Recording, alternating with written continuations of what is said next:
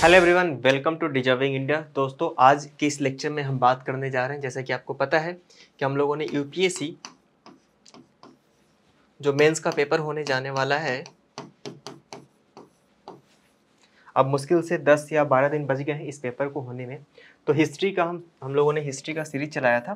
तो इसी सीरीज़ के 5वें कड़ी में हम पहुंच चुके हैं, जहां पे एक क्वेश्चन को लेंगे, उसके आंसर को, उसके जो सैम्पल आंसर्स हो सकते हैं उसको प्रोबेबली हम कोशिश करेंगे कि उस आंसर को रिप्लिकेट किया जाए। जैसे कि आप सभी जानते हैं कि यूपीएससी का क्या डिमांड है, आज तक किसी को कुछ पता नहीं है। यूपीएससी किस तरीके से पेपर्स को चेक करता है, अभी तक उसने ऐसा कोई सैंपल दिया नहीं है, अभी तक उसने ऐसा कोई आइडिया दिया नहीं है। तो हम एक अनुमान ही लगा सकते हैं कि किस तरीके से आंसर को वो चेक करता होगा। तो उसी के आधार पर हम लोगों ने एक सैंपल क्वेश्चन का उसका एक आंसर तैयार किया है। अभी आप देखेंगे कि किस तरीके से हम क्वेश्चन को अप्रोच कर सकते हैं, उसका आंसर लिख सकते हैं। देखिए, तो मॉडर्न इंडियन हिस्ट्री का एक क्वेश्चन हम लोगों ने पिक किया है।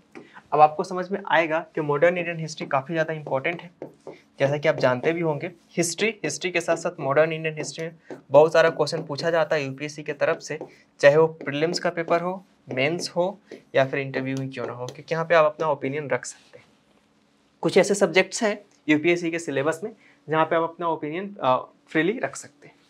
तो इसमें क्वेश्चन पूछा गया आपसे कि explain the significance of the partition of Bengal in 1905 and its repercussions on Indian politics and society.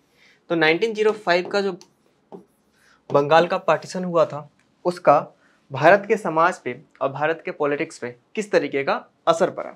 अब देखिए, 1905 का जो पार्टीशन हुआ था, उसके दो कारण ऐसे गिनाए जाते हैं। एक, ब्रिटिशर्स के जो पॉइंट ऑफ व्यू से क्या कारण उन्होंने बताए थे, और इंडियन ने कौन सा कारण एज्यूम किया, ये भी हम पढ़ते हैं। तो ब्रिटिशर्स ने बताया था कि हम एडमिनिस्ट्रेटिव रीजन की वजह से हम क्या कर रहे हैं, बंगाल का पार्टीशन कर रहे हैं। वहीं दूसरी ओर जो इंडियंस थे, जो फ्रीडम फाइटर्स थे, उन्होंने ऐसा एजम्पशन लगाया जो कि बहुत ही ज़्यादा सच्चाई के करीब था। उनका ये कहना था कि ये पार्टीशन ऑफ बंगाल इस वजह से हुआ था ताकि जो यूनिटी है उसको तोड़ा जा सके। आपको पता होगा कि 1857 का रिवोल्ट हुआ था, और इस रिवोल्ट में हिंदू और मुस्लिम ने मिलकर अंग्रेजों के खिलाफ एक युद्ध सा छेड़ दिया था। अब ऐसे में अंग्रेजों को एक बात समझ में आ गई थी कि अगर हम इनकी यूनिटी को नहीं तोड़ेंगे तब तक यहाँ पे रूल करना बहुत ज़्यादा मुश्किल है। तो ईस्ट बंगाल और वेस्ट बंगाल में उन्होंने पार्टीशन किया था, और उन्होंने किया यह कि जो वेस्ट बंगाल का जो रीजन था, इस तरफ का रीजन था, वो हिंदू मेजोरिटी था, और यहाँ पे जो ईस्ट बंगाल का जो रीजन था वो मुस्लिम मेजोरिटी में था। इस वजह से इन्होंने इसको डिवाइड कर दिया।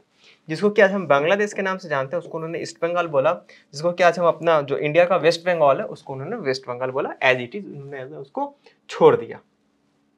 चलते इसके आंसर की तरफ। तो सबसे पहले हम देखेंगे इंट्रोडक्शन पार्ट को। आपको पता है, मैं हर लेक्चर में बोलता आ रहा हूँ कि आंसर को हम 3 तरीके से फ्रेम करते हैं: इंट्रोडक्शन, बॉडी और कंक्लूजन। तो सबसे पहले अगर हम देखें तो the partition of Bengal in 1905 was a significant event in the Indian history.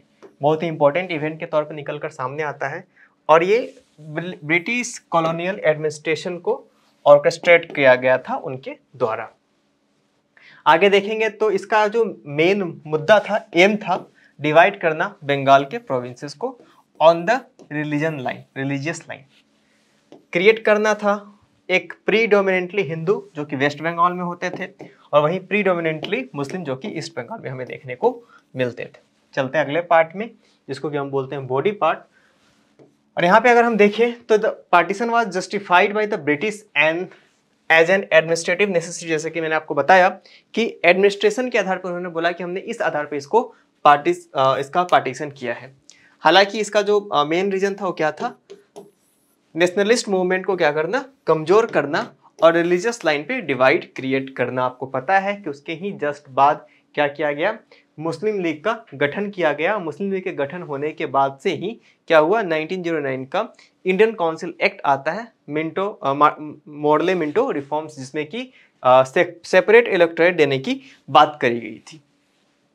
ये मूव जो था, ये जो पॉलिटिकल मूव उन्होंने चला था, ये सोशल अनरेस्ट निकलकर सामने आता है और पॉलिटिकल अनरेस्ट भी निकलकर सामने आता है। और Indian national Congress and other nationalist group जो होते हैं, इन्होंने बहुत ही इसका जबरदस्त प्रतिरोध किया और बहुत ही व्यापक तौर पे ये विरोध देखने को मिला ब्रिटिशर्स को। अगले स्लाइड के ऊपर अगर हम चले तो हमें ये देखने को मिलेगा कि किस तरीके से इन्होंने फॉर्मेशन किया ऑल इंडिया मुस्लिम लीग का, जैसे कि मैंने आपको बताया।